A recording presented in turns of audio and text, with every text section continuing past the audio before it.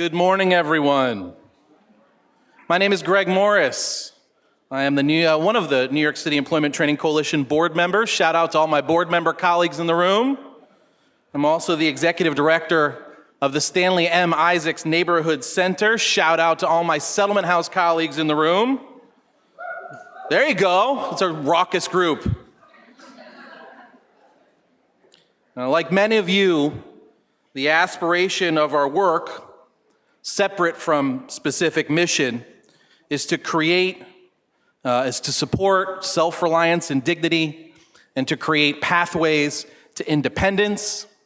Like many of you, this means our work is multi-stage, multifaceted, and increasingly multi-generational.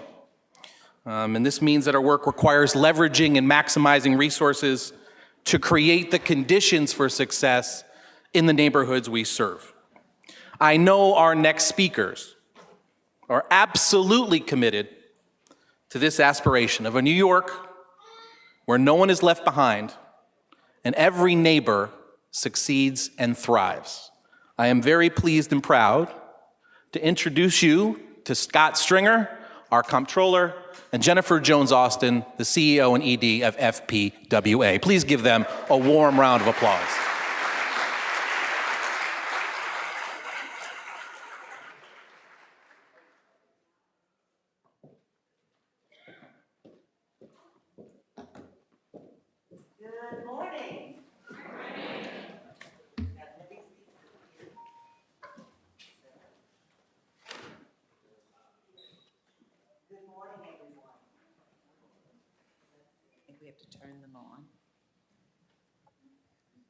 Excellent.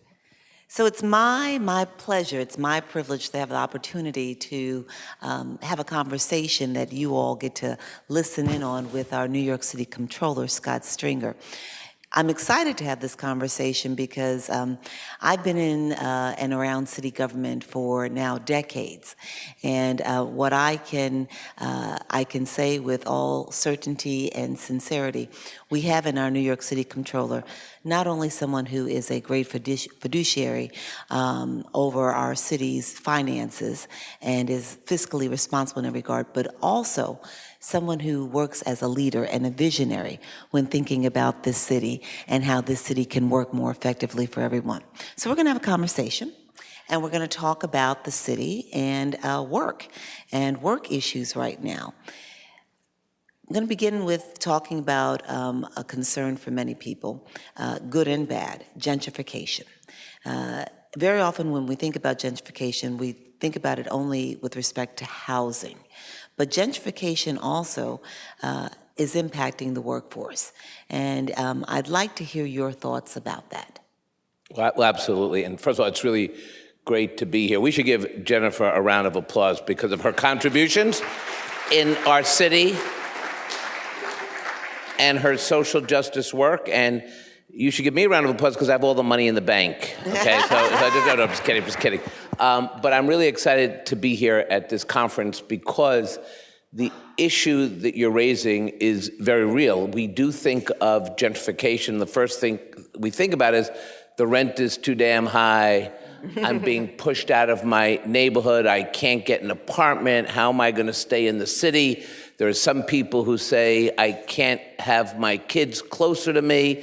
They're now moving to places like Idaho and Iowa, and who wants their kids in those places?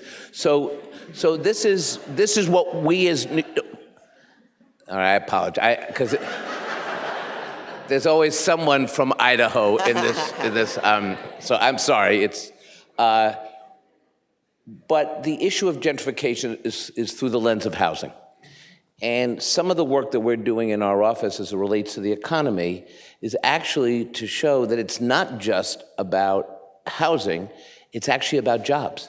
So a report that we issued where we looked at 15 gentrifying neighborhoods from Bushwick to places all over the city, central Harlem, which is gentrifying, we looked at the fact that jobs are increasing in gentrified neighborhoods by 24%.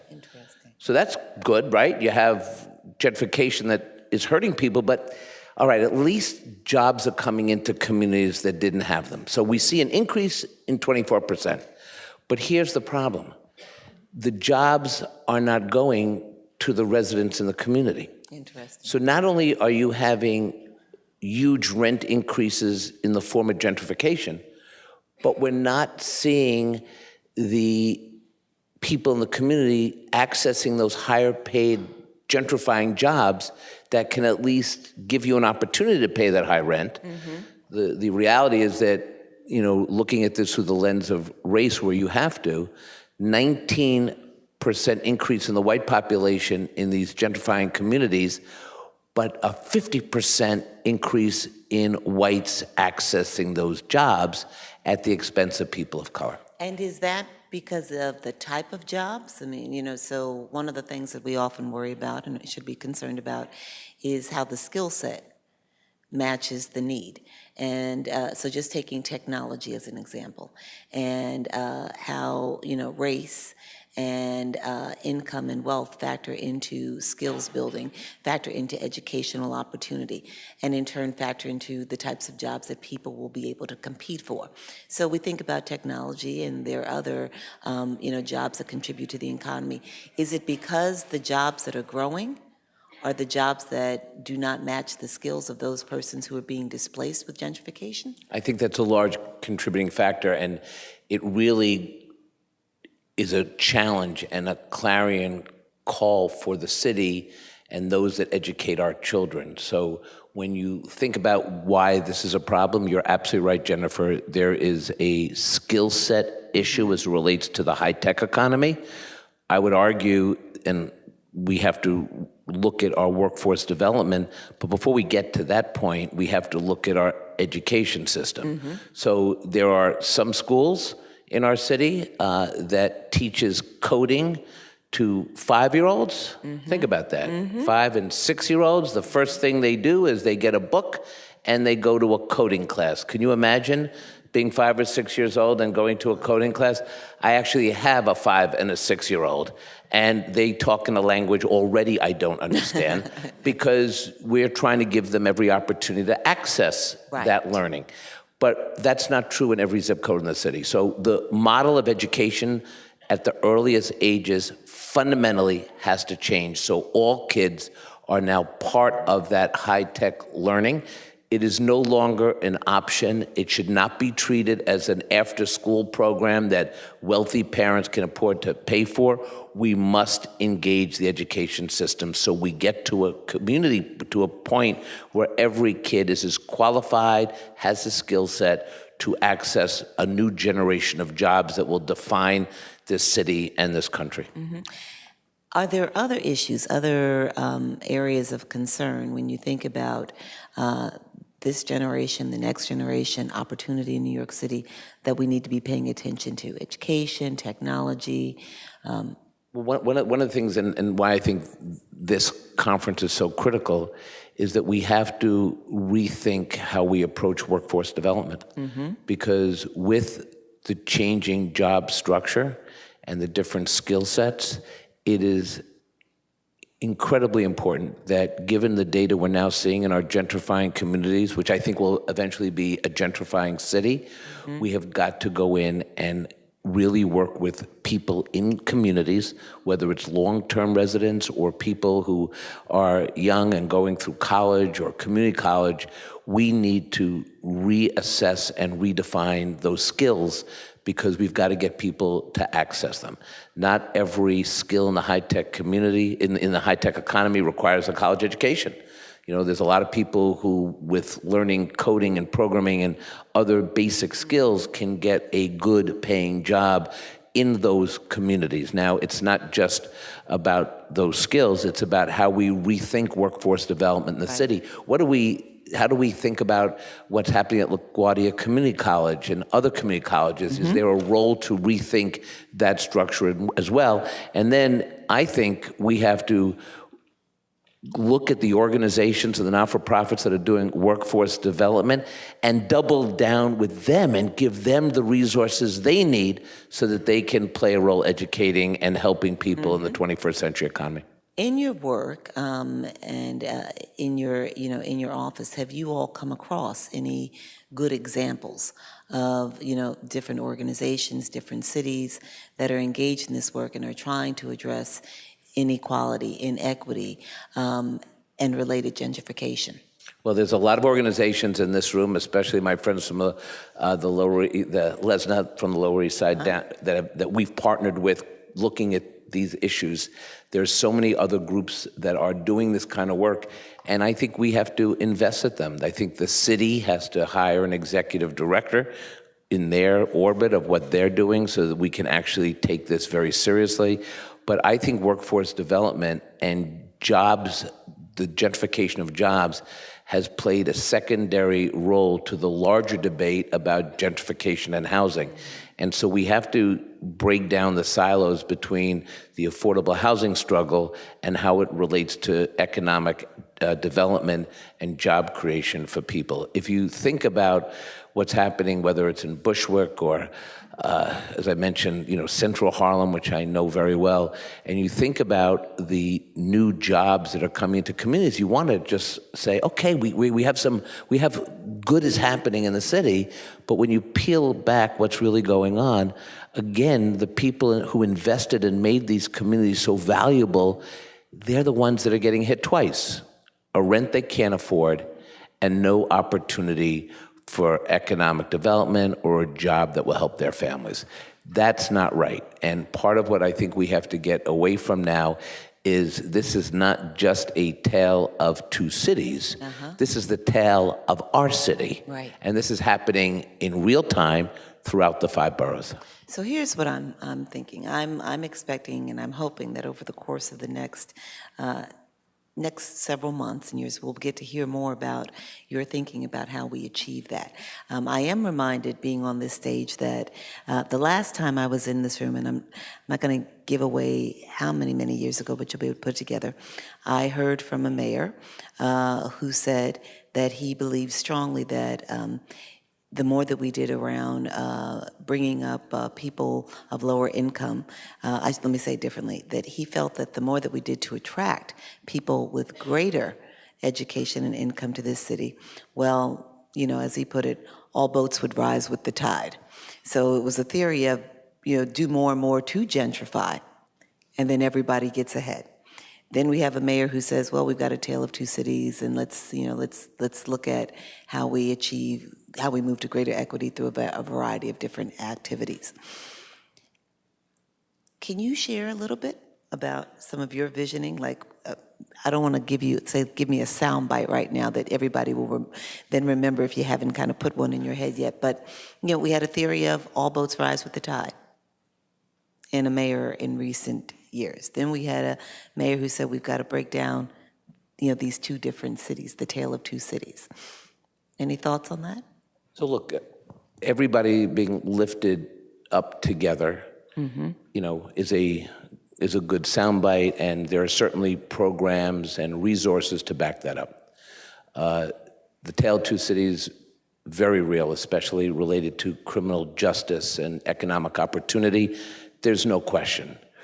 Where we are today is one city that has these challenges. So what I would say to you is when we look at the issue facing New York of affordability and the housing crisis, which I believe is very real, we could spend the whole session talking about the NYCETC crisis and how that came to be. But we also have to rethink some of the work that we're doing to meet the needs of the people who are struggling in the city. 30% of the people who are sleeping in homeless shelters are people who have jobs. Think about that. That's right. They can't access an affordable apartment. Then you look at the housing that's being built in the city, and that housing is not housing for the poorest people. So the AMI of a lot of the housing is for people who make $75,000 to $100,000. Right. We need to build housing for the people who may be the poorest in the city, but have made an enormous contribution to the city. And not everyone in the city should have to make 6 figures to raise a family here. So we need a new housing program that meets the needs of this entire city, and then we need to attack the root of poverty and do something we don't hear enough about, and that's called wealth creation in every zip code. And the way to get there is to restructure workforce development, to start thinking about how we give people the skills to access these new jobs that are coming to the city, that we want to come to the city.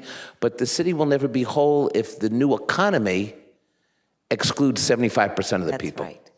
And there are so many kids from, and I find this as still a new parent, a first grader and a kindergarten kid. If you go to a community meeting and you go to a church and you start talking about the high-tech economy and these new jobs, you know, the grandmothers have their eyes open. They want their grandchild to have that opportunity, whether they live in Bed-Stuy or Canarsie or Crown Heights or Upper Manhattan, where I grew up.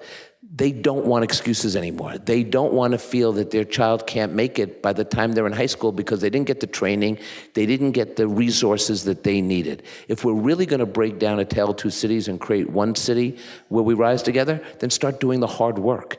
And what a lot of people in this room have been doing is the hard work of job development and training, because that's what it's going to be about. We've got to give everyone a job to make it in this town, I think. Excellent. This is good. This is really good. So, And if Jennifer says it's good people. tell me, when you take a look at, tell us a little bit more about this report. Tell us about, whether did you find that there were certain communities where they seemed to be getting it right? We look around in my organization, we look around and try to figure out what are the cities where they're figuring out gentrification and how to make sure that people aren't displaced while, economies are growing and, incomes for some are getting better. How do we make sure that others aren't displaced? Do you see, even in New York City, are there pockets where we can learn? So look, I don't want to, my intention was not to come here and criticize the mayor or city government, really. But I do think we have to have an honest conversation about the impact of gentrification and what it means. So a lot of the rezonings that have been underway, whether it's in Inwood in northern Manhattan or in East New York, the challenge of these rezonings has been to create affordable housing, right? You want to upzone certain areas so we can wisely think about affordable housing. What's missing in this discussion is what is actually affordable in communities. So I did an analysis as controller about the East New York rezoning, because I wanted to know what the numbers were. And what we found was that the people in East New York, 58% of the people in East New York would not be able to afford the affordable housing. Think about that. 86% couldn't afford the luxury. So why the hell are we giving away our land to developers who exclude 58% of the people in the community from an opportunity to have affordable housing? That makes no sense to me. In Inwood, in Washington Heights, where I grew up, right? And I grew up at a time when there were no banks that wanted to invest in northern Manhattan. In fact, we only had one bank in the neighborhood. They used to redline before they gentrified. And the neighborhood was basically on its own. That's how we all grew up. Kennedy High School, we all did it that way. The people in this diverse community were so good at creating community that, like many neighborhoods, now the speculators want in on the deal. Right. And we're doing this backwards. We are giving the for-profit developers the land, but they're not meeting the demand of the community.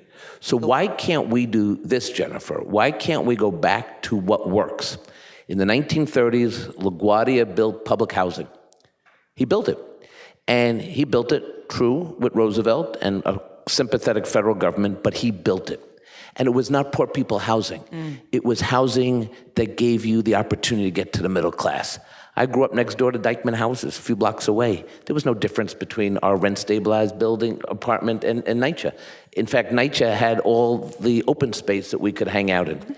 And so we still have open space. And so that was that. That was the 30s, 40s, 50s. Then we created the greatest housing program ever devised, the Mitchell-Lama housing program for the middle class, right? Hundreds of thousands of units, integrated housing in all different communities. And developers got a fixed percentage of profit. It was a genius way of building housing for communities. Koch took the abandoned buildings and gave them to not-for-profit groups in the 80s, remember? A lot of the people who build housing today are not-for-profits. Something changed now. We went to a different theory. We said if we get the for-profit developers to build the 30-story buildings in Greenpoint and in our surrounding 5 boroughs, they will agree to build affordable housing. Mm-hmm. But what's happening is we are gentrifying neighborhoods and we're not providing the affordable housing. Let's go back to what works. Let's build Mitchell-Lama 2 in the city of New York, and let's build it now. That's what we have to do. Excellent. So, this has been good. I mean, what you've helped us to appreciate, as we all do already appreciate the intersection of housing and education and how that all contributes to work and workforce development and achieving greater opportunity, greater equity. Feels like in many ways that we are just getting started in having conversation with you, but we got to wrap it up. My fervent hope is that we get to hear more from you over the course of the next several years. Thank you. Thank you very much. Thank you very much.